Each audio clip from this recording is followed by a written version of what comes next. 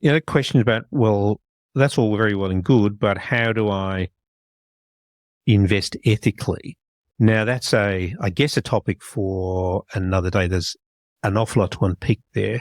So many people come to us and say, look, I want to invest responsibly. I want to invest sustainably. I want to invest ethically. I want to invest in line with my values. And the question is, that means something different for most people. Many people will say, I don't want to invest in fossil fuels. I don't want to invest in companies that employ child labor.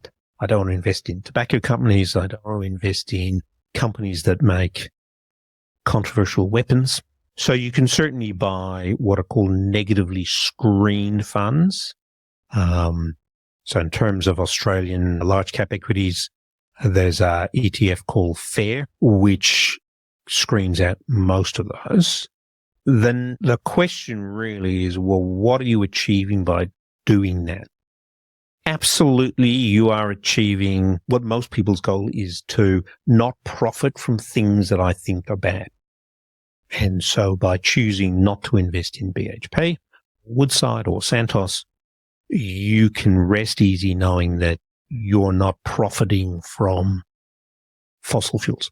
The fact that you choose not to invest in them doesn't change the amount of money that Woodside has to invest.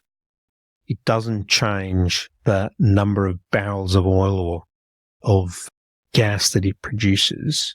It may, in the long term, if lots of people do that, it may make it harder for them to raise capital in the future, which could flow through to their cost of capital, which bizarrely flows through to higher returns to future shareholders.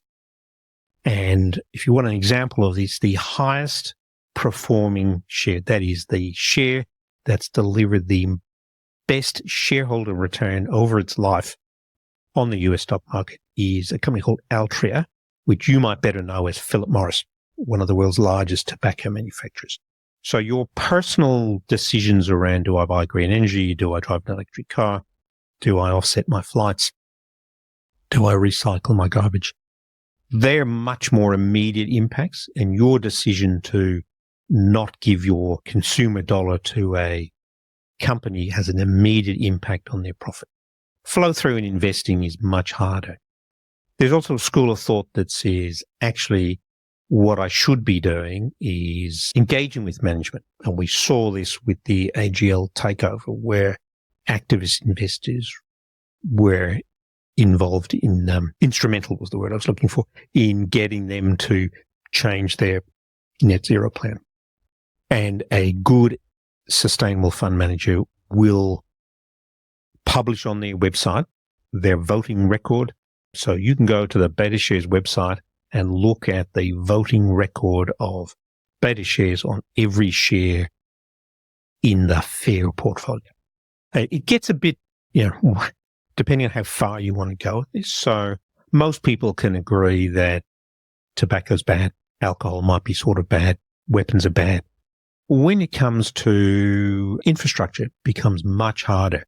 So is a toll road, it's essential to our functioning as a modern society, but cars driving on toll roads create emissions. And so should I be investing in toll roads?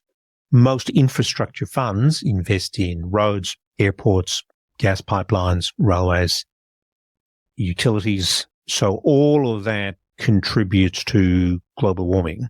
We ain't going to function as a society without them.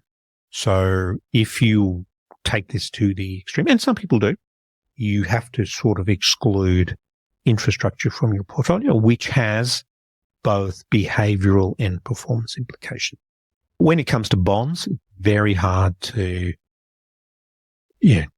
particularly high-grade Australian bonds. Well, do I think New South Wales is better or worse than Queensland? Am I comfortable with the Australian government? Do I want to buy Australian government bonds given what the Australian government's been doing in relation to refugees?